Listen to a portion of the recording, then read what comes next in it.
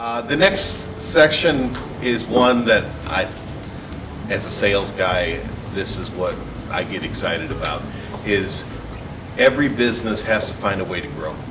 There's so many ways to grow your business. There are new categories like bridal, wedding, things like that. Young executives, there are categories taking customers from regular construction to luxury construction. You can move people with fabric. There are so many ways to grow your business. And so what we wanted to do was give you 3 very special custom businesses in their individual locations, how they've become local superstars in what they're doing, frankly, industry superstars in what they're doing and how they're building their custom businesses, all in different ways. And so hopefully you'll challenge yourself in some way to take something or many things that you hear in the next 45 minutes or so and add it to your business and see if it can help your business as well. So without further ado, John? Cool. Great. I guess if we can start, if you could each give me kind of a quick little introduction, your name, maybe business center. I'm Joel Shapiro. I'm from the Mr. Shop in Syracuse, New York, and we do custom. Ron Cicoria, I'm his operations manager. Chino Ingram, one of the managers at the Mr. Shop. Vaughn Granger, with Granger Owings, and Liam John. Darryl Tyler, owner of Taylor Gents in Salvador in St. Louis. Beautiful St. Louis. That's right. Awesome. Very cool. Okay, so and again, just in a typical kind of MR kind of question, just tell me a little bit about how each one of you ended up getting into this part of the business. Probably by luck. We just decided that we had enough of hanging so many garments in the store and investing in guessing what sizes everyone was going to wear, and we tried. We do trans, and we've had a huge success with it. That's pretty much the simple answer. Well, I'm second generation and still in the retail model. So I hang a bunch of suits, a lot of guessing, that kind of deal, which is a pro and a con. And been around threads and clothes my entire life, so here we are. A little different. We're a full custom shop. No suiting inventory. I was in corporate America. I was a banker. I wore suits, but I got into custom. I was a client. There was challenge fitting my long arms, and so it was problem solving for me. And then I got invited to join a company called J. Hilburn, and then the rest is history. Awesome. Thank you very much. Now, I know each one of you have some presentations too, so I'm going to just start asking some questions. If you have that moment where you want to have the presentation up, just give us the signal, we'll kind of go from there. Just to give a quick start, what's your approach, like as a new client walks into your store, what's the new approach for each one? And I hear there's something about a wall I need to hear about. Well, we have, I don't know if the picture's up there or not. Anytime a new client comes in, it's always the same direction. We want to know what they want to, why they're there. Most of the time they're there for weddings. We have a huge wedding business like everyone else in the custom business does. Our marketing campaign is one thing, and the slogan is going to a wedding, ? Mr. Shop Custom Suits. And that's what we promote the entire time. Right there, stop right there. That's our store. It has over 1,000 fabrics hanging. The fabric itself has a grommet on it, but the most important part that we find catches every client that comes into the store is that we put it on their arm, and now they see exactly what's happening and what it's going to look like. And it's all over. And it's a very simple, we don't mind sharing the idea, just grommet a piece of fabric and hang it on a hook. And Well, how many times have you heard, when sorry, I'm hot on this mic, they're looking at this book and you hear, I just don't know what it's going to look like in a suit. You hear it all the time. We just kept hearing that, and that's when Joel came up with, again, investment. they didn't give us the freaking half meters of fabric. What's in stock this year? We want to buy a half meter of every fabric that's in stock. And then it's cutting and grommeting, and it's, it's real sexy, getting the hooks and hanging on the wall.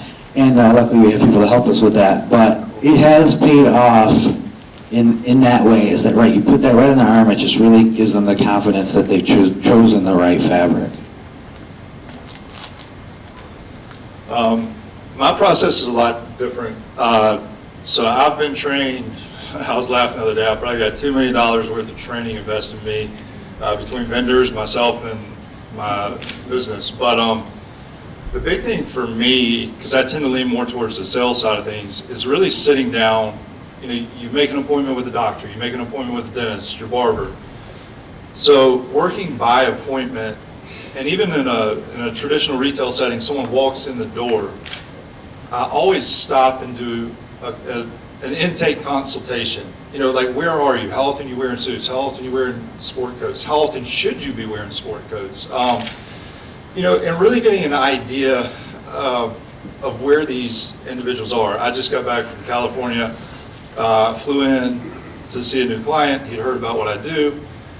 I spent 6 hours in his office, and it was a 15,000 square foot warehouse like thing with $3 million worth of cars and a stage. He gave me $50,000 and didn't look at a single clothing piece. He didn't pick anything. He gave me 50 grand, he wired it to me, and I built everything. Because for me, fabrics, and hearing Mickey talk about the fabrics and all that, that's so cool. But for us to be able to step in and understand what a guy wants to look like who they really are, what do they do for fun, everybody has a vision of what they want to look like, but most men have had a woman or somebody dressing them their entire lives. And so if we can manifest that and then give them the look, there are a lot of sexy looking people around here that are our own brand, and we all have our own brand, and that for me is the biggest thing that we can do for our clients. But you got to understand where they are and where they want to be. And so for me, that's how we start off every new client conversation. Vaughn, right? Yeah. Okay, I'll echo what Vaughn said. We try to dive into their social and their professional lives and just see how we can add value. How do they want to be perceived, whether it's in the marketplace or social settings. It's more conversational, but that kind of tells us where we need to go, what's been their previous shopping experiences. That lets us know, what if there was pitfalls in the past, we don't want to go down that same track. So I think understanding that up front is very helpful. So it's a dialogue. And so, our philosophy is fit first. If it doesn't fit, you must have quit. And so, we explain that up front that this isn't fast fashion. In order to do an excellent job, we got to get to know you, your preferences.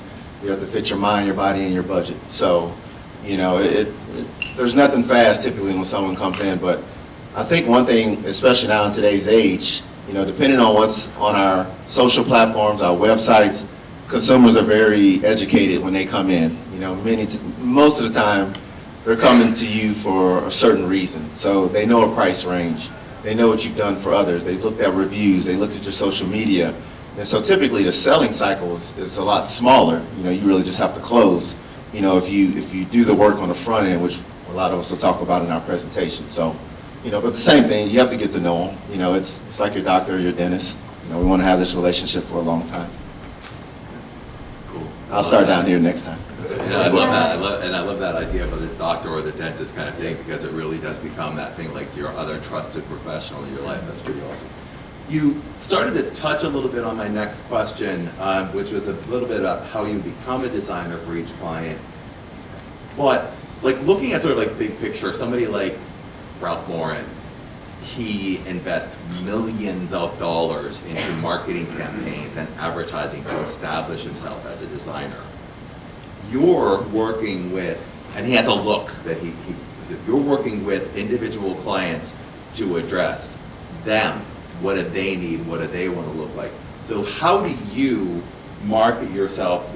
How do you begin to present your own style or brand and promote yourself as a designer without having that look? I think many of us do have a look. I do have people that will send me pictures and say, hey, I saw that in the paper, this guy, that looks like what you would put together. But I'm in St. Louis, Midwest town is fairly conservative. And so I guess I don't focus so much on having a look as opposed to, who's the client, what does he want to look like? 90% of guys in St. Louis, they want to dress like James Bond. Not too much flash, just power. You either usually dress for power or compliments. That's a Peter Roberti term that I stole, so let them know that. But it's true, typically it's power or compliments. So, most of the guys in St. Louis, or just in general, they're pretty, it's more about them, I guess is my point. It's not so much about my company or my brand. It's more about what we're trying to achieve for them and what's going to make them comfortable. I hear folks in our industry saying, they came in for a solid navy suit, and I was just opposed to that because you're buying custom. You should have orange lapel stitching, and you should have 45-degree angles on the buttonholes, and it's just like, at some point it becomes gimmicky. How does it fit? Okay, so that's more of our philosophy. It's just more middle of the fairway, quality construction, and then having a good fitter, meaning the person in front of them that can address all the characteristics of their body and their posture readings. So, I would agree with Darryl. We're all walking billboards of our businesses. I'm kind of the disheveled guy, half a mess a lot of the time, and that's just kind of my vibe. So when I walk around on day to day, it's typically very casual, but at any given point, there's, minus jewelry, there's probably about $7,000 worth of clothes on, and it's like, okay.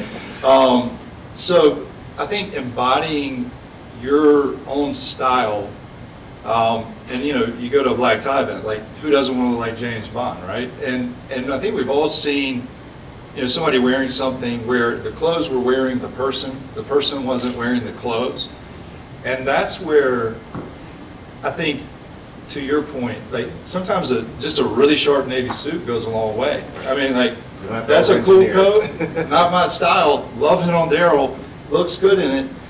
And I think if you can do that for you, and then when you interact with the clients, get them comfortable and confident, because we all dress. This may offend, like guys get dressed to get paid or late, right? Like that's the two reasons why they're getting dressed. And so, who's their audience? What are they trying to say? What is their messaging?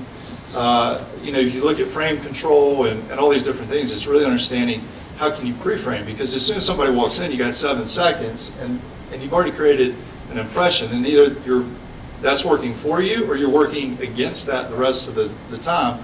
I think being able to articulate that and then execute with styling for individual clients, I think that's where it really comes in.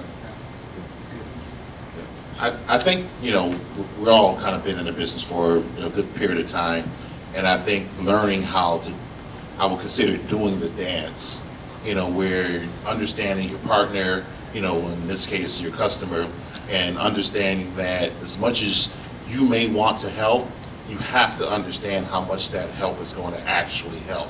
Because going back to the Navy suit, if somebody wants to look like James Bond, but you look like you like James Brown, you have to understand that I have to get something that's going to fit you, not necessarily your dreams. And just making it make sense and having them understand that I'm here to help you and I'm here to manage some of these dreams. So we have to do this dance. And I have to make sure I'm going to give you as much as what you want as possible, but I also have to make sure that I'm representing what I do as much as possible. And that's a dance, and that's a conversation. That's about getting to know, because if you're going to be, driving a 18-wheeler to this event, I have to make sure this suit's going to be able to get you up into that truck and, just not going to wrinkle by the time. So I have to think about things that you're not thinking about, and that's the dance. And I think once we represent the store and the business and the field that we're in, and show them that we can do this dance, then the confidence comes, and then now they know Chino knows me, Darryl knows me, he understands me, he knows where I'm coming from, he knows I have some weird dreams sometimes, and he manages my, And that's how you build a relationship, and that's how you build customers, and that's how you build loyalty. So it's about knowing the information, understanding the process, doing the dance, and building long-term relationships. I can only say one thing. The only reason why I'm wearing a suit today is because these two guys made me. I usually am also disheveled, so I think it's something about being an owner of a business, I'm not sure. Love it, that's great, very cool. We talked a little bit the other day about how a lot of guys are not, because it's kind of a new phenomenon where normally a guy like his only experience was like going to like, I guess like Macy's or wherever and buying his first suit off the rack and then like eventually figure out, oh, maybe I do need to go try this like custom thing. Well, now all of a sudden there are opportunities because of places like Suit Supply, Indochino, Men's Warehouse, who are kind of offering that opening price point of custom. So they're kind of getting in there and beginning to have a little bit of that experience. What happens when they finally are like, look, I'm ready for the next step. I got a promotion or I'm angling for a promotion. I'm coming to your store now. How do you bring that customer in and what does that represent for you? Is it easier? That customer's typically coming into our store anyway because they need to get the Suit Supply suit tailored because of the fact they don't fit, okay? So most of the time, hopefully it's not 3 days before their wedding. If it's longer, then we have the opportunity to help them.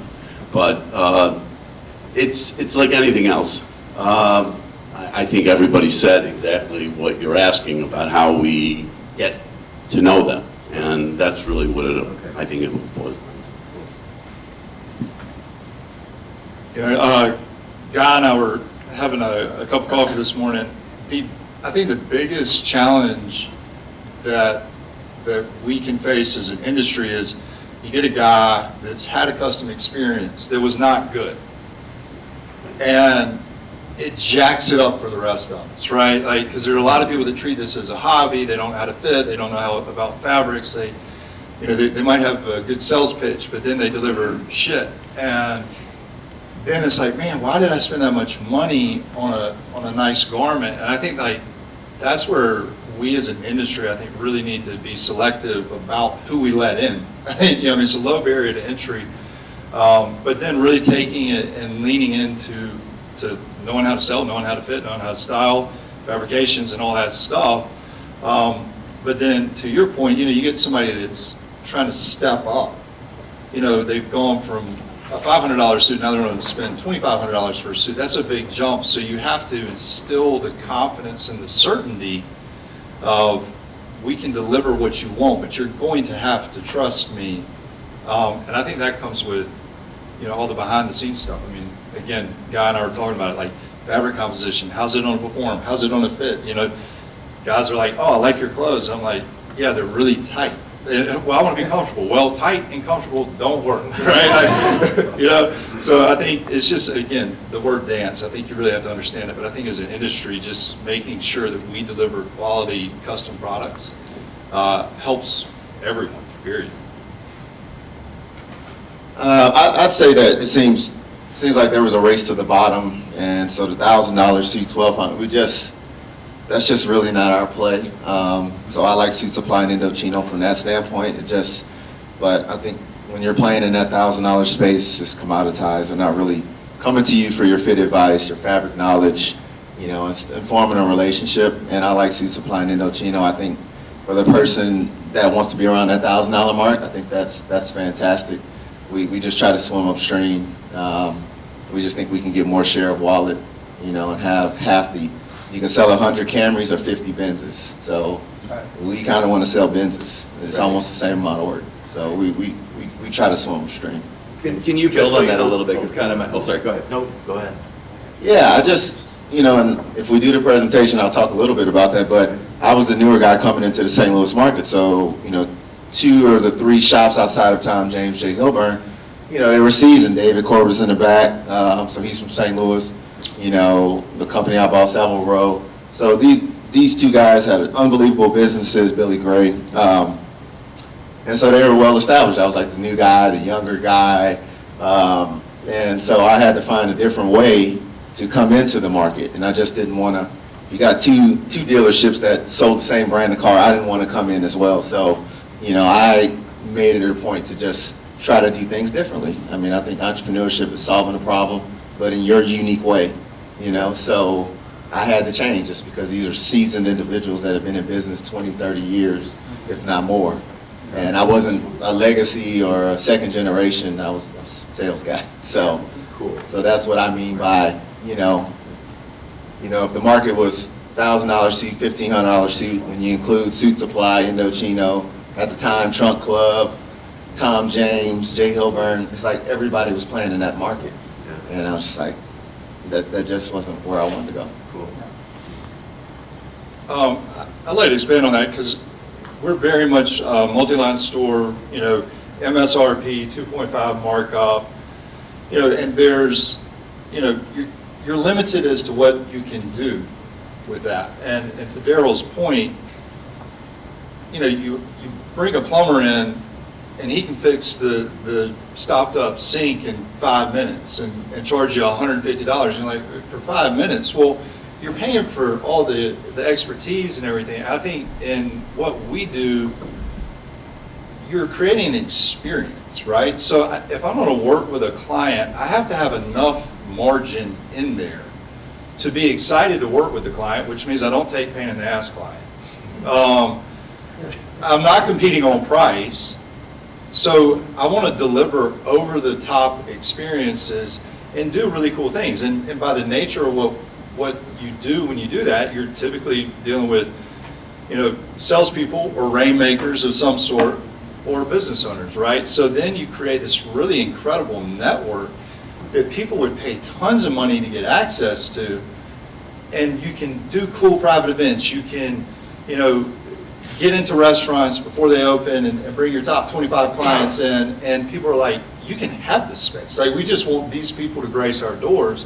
And I think that's one of the things, if you can have the nice glassware when you offer something to drink, or that costs money and not be cheap bourbon, and just everything inside of that space. But you got to have margin, and in traditional retail, you don't have enough margin to do that, which I think is one of the biggest challenges that brick and mortar face. But then when you get into the custom space, there are no price tags in Mickey's books, right? I mean, you can charge whatever you want to charge. But I think being able to do that, and the experience takes it away from the commodity aspect. So it's not a race to the bottom. Now you're creating something really, really unique and special. Yeah, I just think at some point you just have to,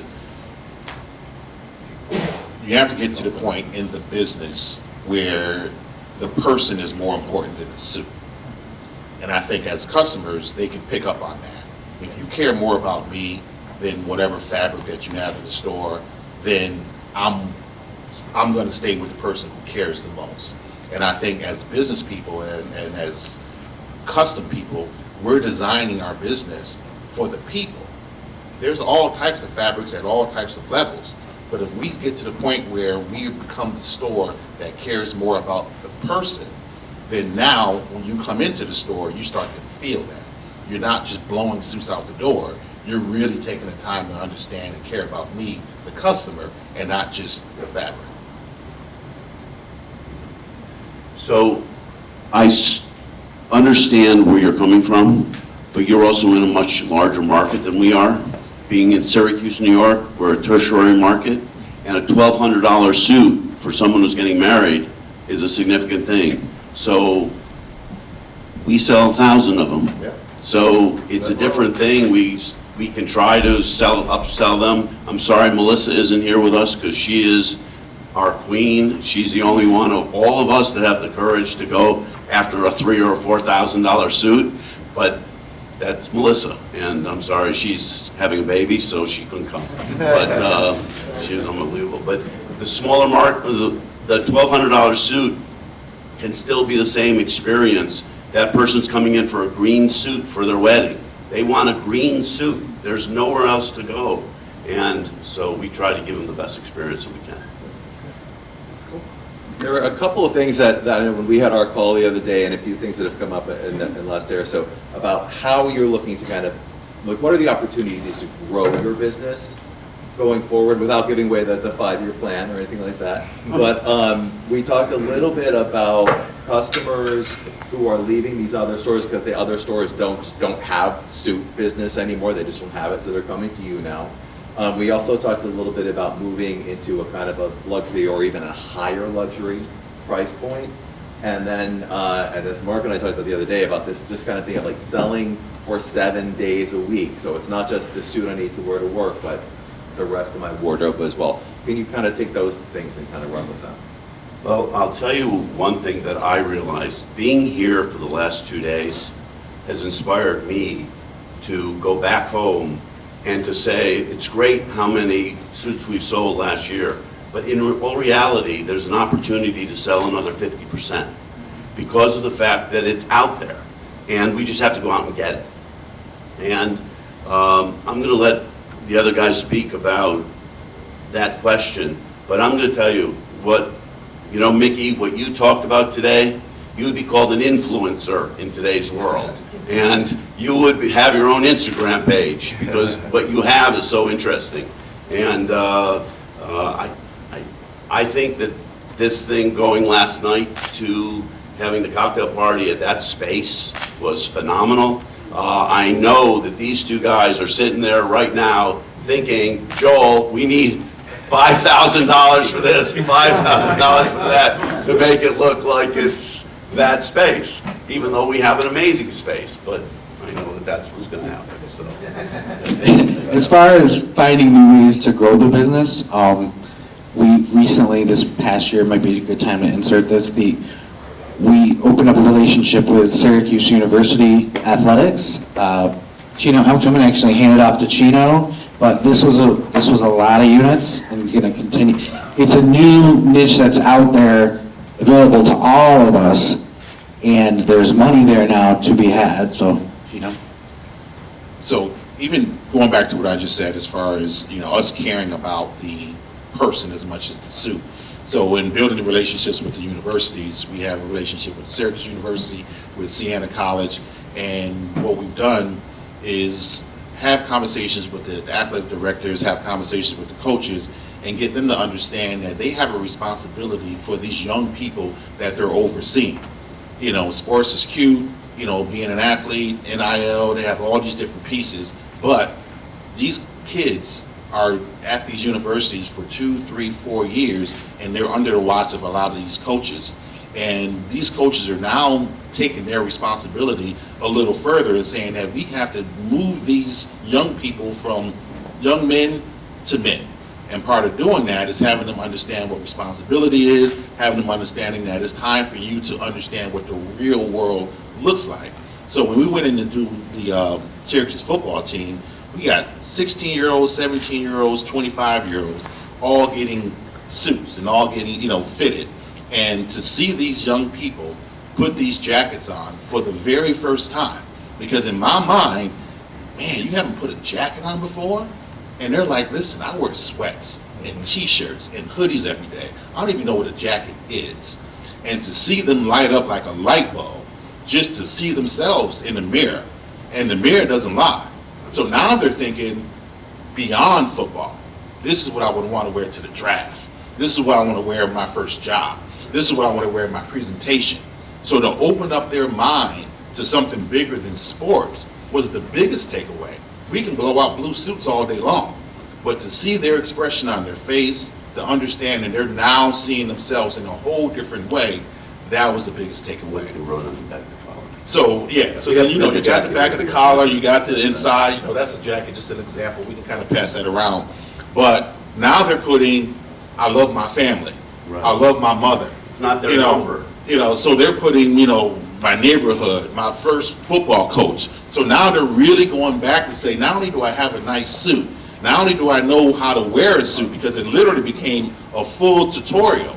So we're not just putting suits on, we're saying, listen, this is how it's supposed to hit your wrist. This is how it's supposed to lay on your shoes. So regardless of where you get a suit from, now you know how to wear this suit and what the power behind the suit can actually be. There's power behind the suit.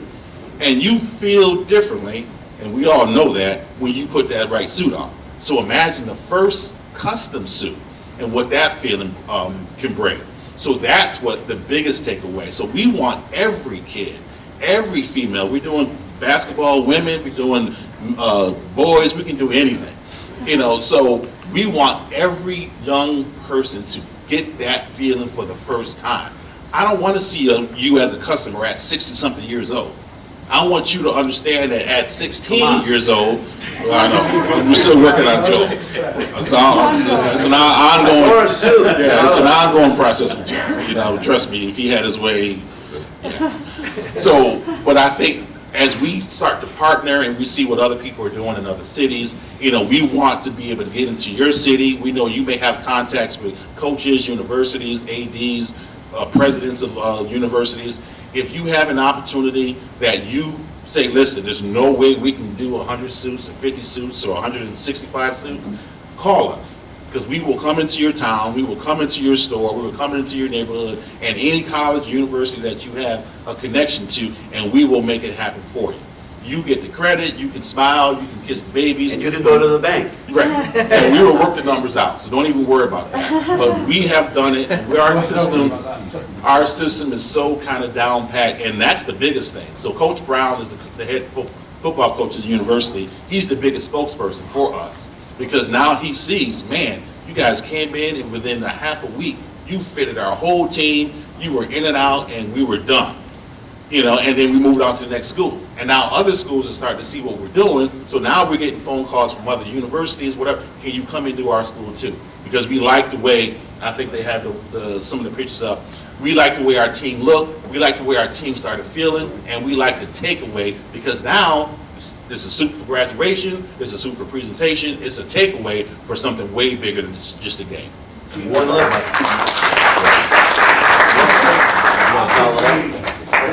That picture, if you took all of those guys and put them in the clothes they normally wear every day, does not look anywhere near as powerful as that picture. Right. So, who pays for the clothes? The university. How do you get them to do it? And does the university have money to pay for the clothes? Well, through NIL and all that kind of stuff, they get money, but the fact is that now it's their uniform, so the kids don't have to claim it as a income or anything like that. It's just it's their uniform they have to wear before the game.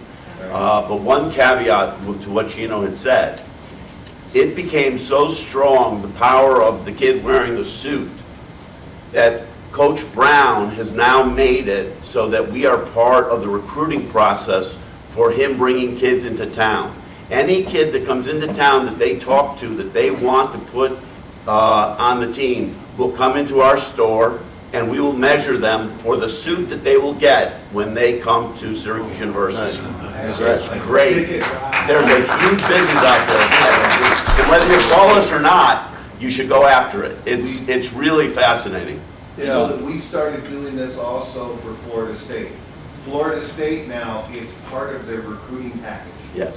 When you come to Florida State, you will also get a free custom suit every year. And then Joel, you ended up, when you started with the basketball team, you ended up with some TV spots, right? Right. How'd that happen? Well, the women's basketball team, it just got promoted. They thought that, the news stations thought that that was the most unbelievable thing, that the women's basketball team were getting suits, custom-made suits, and they never heard of it. And we got a ton of press. We got a ton of press from the football thing. I mean, it was crazy, all over Instagram, everything.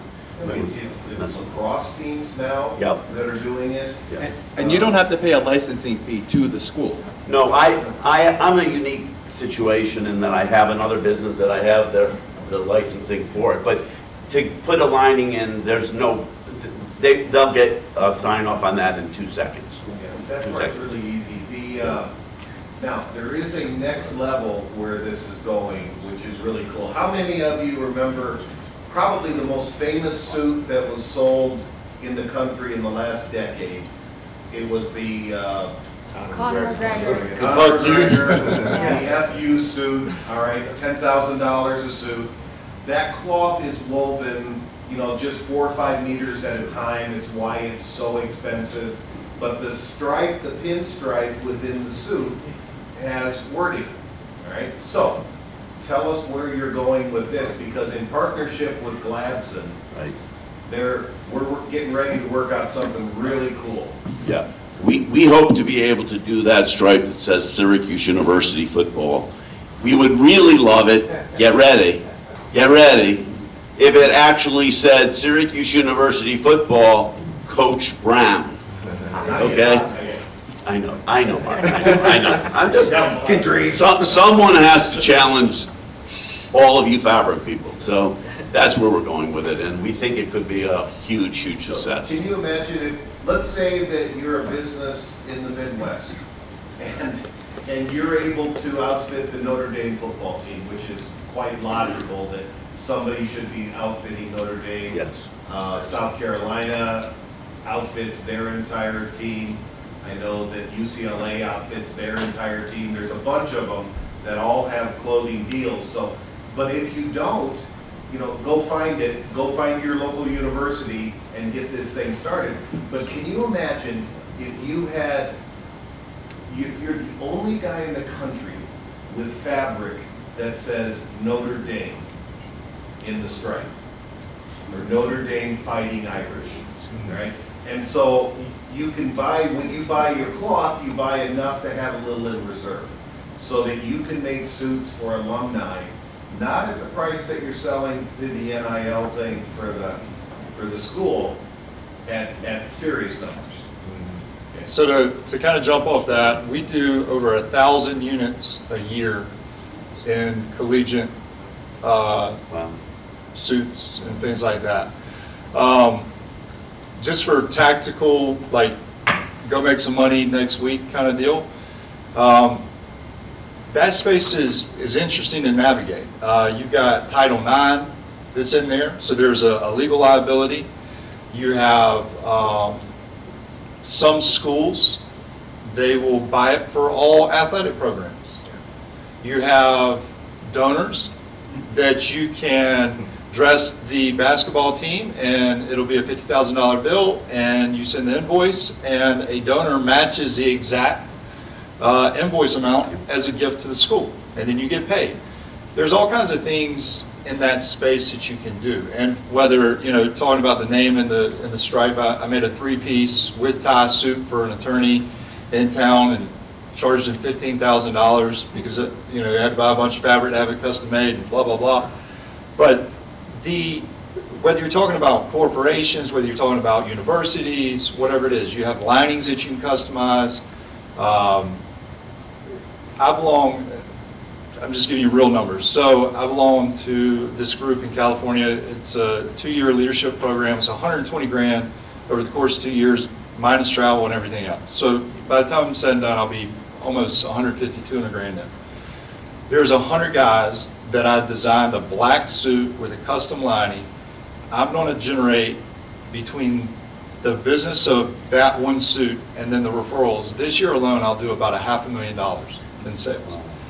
And the reason I say that is whatever you do, get involved, right? So like with the universities, we go and give presentations on how to dress, and we do the men's and the ladies, and we go into corporations and we talk about personal branding, because you think about these corporations, they spend tons of money on marketing and advertising and all these expenses, and then their salespeople come in there looking awful.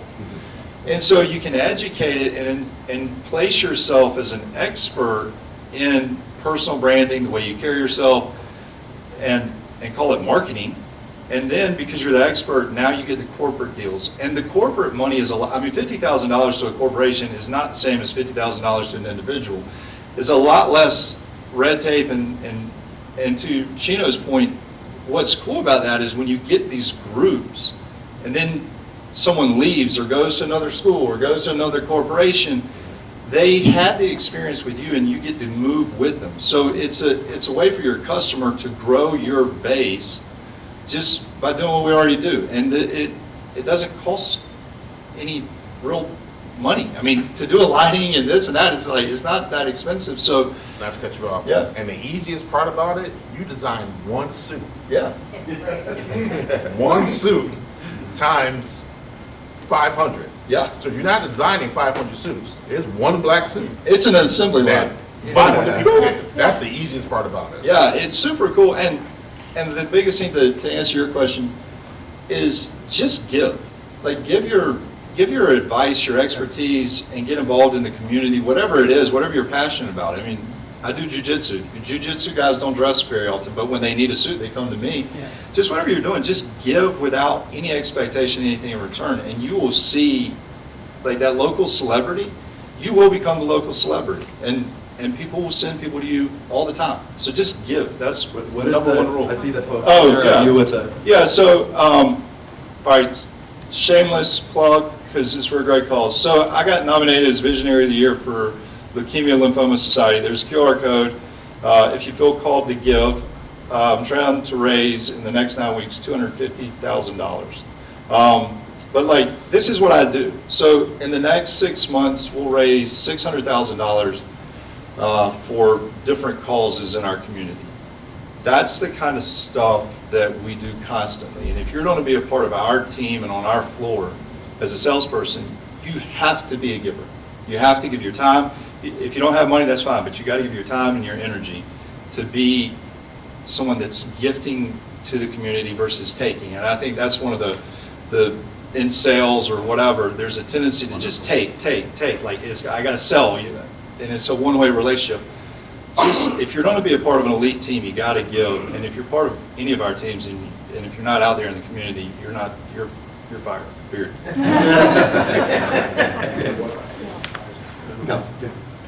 John, we got about 10 minutes. Oh, wait, okay. So tell me then a little bit, how are you guys, obviously it seems like these days you got to be involved in social media to do that, but I'm hearing you guys have some different kind of strategies on how you're approaching that. So can you talk to me a little bit about how you're promoting your business?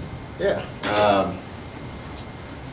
So I think if we just go to the next slide, I think there's a lot of emphasis on digital marketing, social media, SEO. I've taken the approach just over the years of, not necessarily using a rifle approach to go after, say my top 50 list. I've kind of made it to where let's create a brand that draws them in. I feel you have the leverage when they come to you, and I also think it's just a matter of time. So, but with that, we've done digital marketing. So it's probably easy if you just go to the next slide, please. So digital marketing would be, obviously, social media, so we're on all the platforms. We have a full-time marketing person that works on these initiatives. Also print, so with the acquisition of, the competitor that was in our market, they had a more seasoned demographic of client base. And so, we found that client base still likes to get things in the mail. So there's a part of our book that still receives, paper things in the mail. But all this branding is created in-house, so that's something that, we do, that's in our showroom, that's also hanging, that's visually appealing. I think, one thing when you come into our store is we want stimulation. So not only how the mannequins are dressed, we have a scent diffuser that smells like the Ritz. We feel our sales team is very knowledgeable of fabric, so we want to hit the client in a multiple different ways to just really draw them in. So if they do go somewhere else, it's really hard to replicate. I felt like this, I saw this, the staff was very knowledgeable. So we're just really trying to create this sticky client. If you go to the next slide. So we have a monthly newsletter that goes out with information, notable clients, style tips, and just keeps our clients abreast of what's going on. We won Best Men's Shop, so that's a banner that's up there for a few months. We just want to re-emphasize that message that they're coming to the right place. We have a personalized mail campaign. Our thank you cards, we have co-branded, gift cards with Starbucks. So when you're a new client, we'll send a thank you card, and there's a gift card in there for them to buy a coffee. We understand that most of the time, it may be the guy that's buying the coffee, but their wife may see it or their spouse. And they're the ones that are going to say, wow, that clothing company gave you that? So just tying into the spouse, getting them bought in.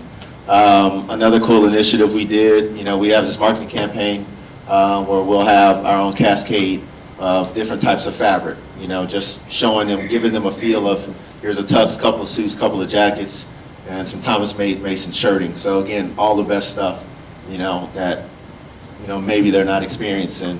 We rolled out a new client referral program for our top 50 clients, to really get more like-minded people like themselves. Next slide, please. So events, we've done, events that work really well with strategic partnerships. We also have done collaborations, Formula One events, Derby, and we just signed a new partnership with an organization company in St. Louis. Their market was very underserved with men and organization and closet systems, so, we worked out a discount just if they mention our name, but they gave me some incentives as well. They're redoing pretty much my entire house, and so I'll shoot some content from my brand new walk-in closet. But I think the message is, if we just focus on SEO and digital, there's a certain demographic that's going to see that. There's still plenty of clients that are, 50 to 70 that are buying custom suits, 50 to 80, and many times they're not on this platform. So how are we reaching them? So, I have a person full time. So depending on how you're structured, I know that's. But we made the commitment, a couple of years ago because again, I was newer coming into the market, and I had to find a way to really penetrate the way I know how to do it. And so that's worked really well for us. And so, if anyone ever wants to follow, let me know. But most of it is because I made the decision to hire someone. And then I tried to calculate an ROI of if I pay this person X amount per year, what would make sense. So the initiative's been crushing her salary, which is great. If you'll go to Darryl's slide, I'm going to steal it. Go back a couple more to where it said PR marketing. I'm going to keep this short. Go back one more. There you go. So just, again, tactical type stuff. So I hired a PR lady for a year. She got me on Forbes, NBC, CBS, CEO Weekly, doing podcasts, talking about personal branding, talking about business, getting my name. Well, every time I'm on video, I'm wearing my clothes, so that helps. I hired a videographer for X number of dollars, and he's filming content today that I'll repurpose. There's a great website if you want to do direct mail, m3toolbox.com. You can send out 2,000 mailers, priority for $2,000. So it's like $1 per mailer or something like that. You can get in there, they give you the list. It's, you put whatever demographics you want. It's incredible. It's first priority, they print, you get the names, you can buy the emails and the phone numbers for $1 per name. So just easy stuff like that, email marketing. And again, I think Darryl nailed it. You have to be everywhere. But the trick is, we're all living cool lives. I mean, if somebody followed Mickey around with a camera for a week, you'd be like, there's a lot of cool stuff in there. And then to have someone to chop it up and deploy it, that's the part, and kind of like you were saying about the assembly line, you don't have to redo it 500 times. You just have to do it once and get somebody else to repurpose it.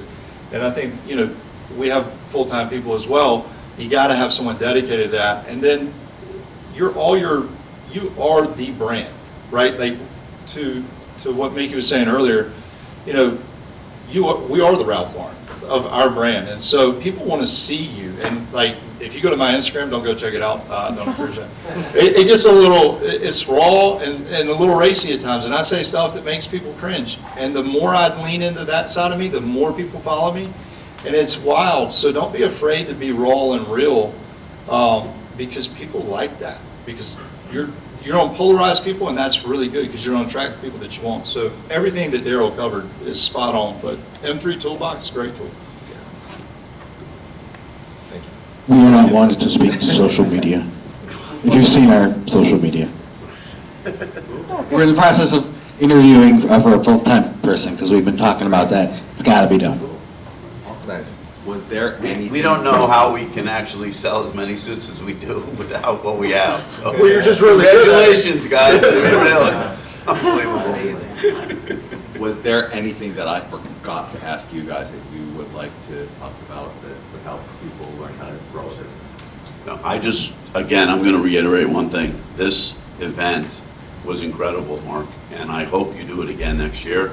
And I think that hopefully more people will come because it deserves that. Really, congratulations. Thanks, everybody. Do we have any questions?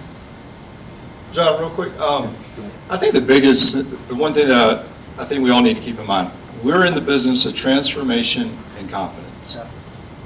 If you focus on that, whether it's just suits for a wedding, because that's a big event, or if it's t-shirts and blue jeans underneath a soft shoulder garment. It doesn't, just understand what your client wants, create a transformation, and you'll win.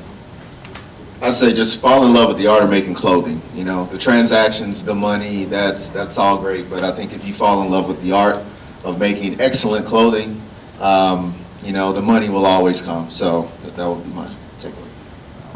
Mic drop, that's awesome. Yeah.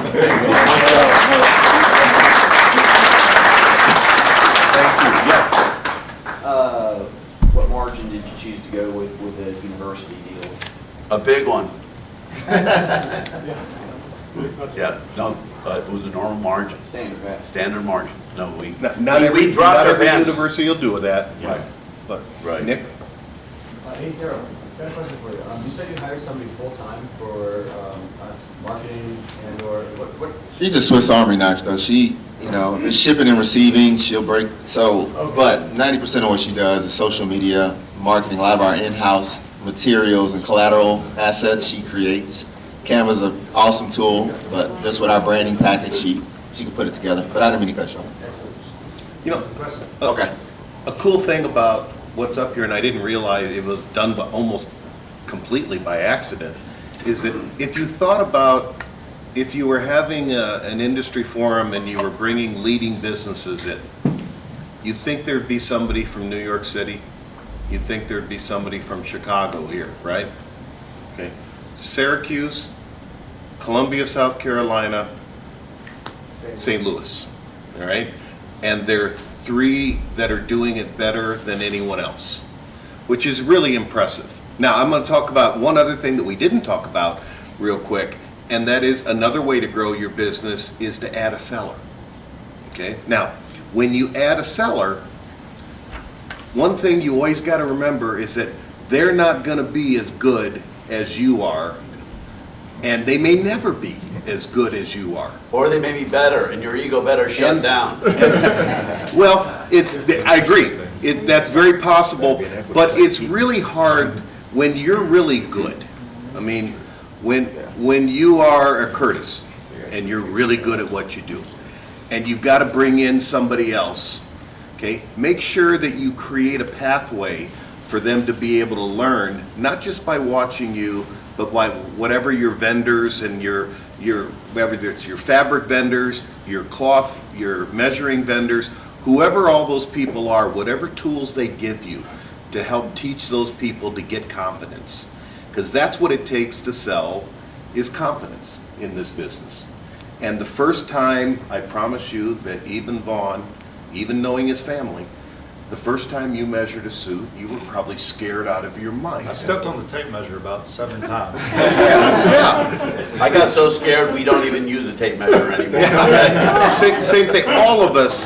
The first Jim Heiser. The first time you and I measured a customer at the old custom shop, you know, they wouldn't let us work with a customer for a month, and then we had to have dialogue that we did it with, and we had a sales presentation. But it taught us how to sell, and everybody comes into this at a different level. The easiest way to add sales to your business is to add another seller.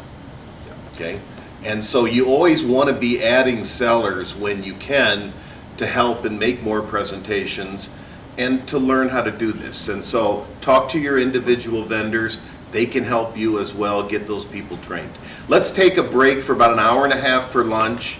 Let's come back no later than 1:30. We're going to start right at 1:30. Okay? Congratulations, man. Yes.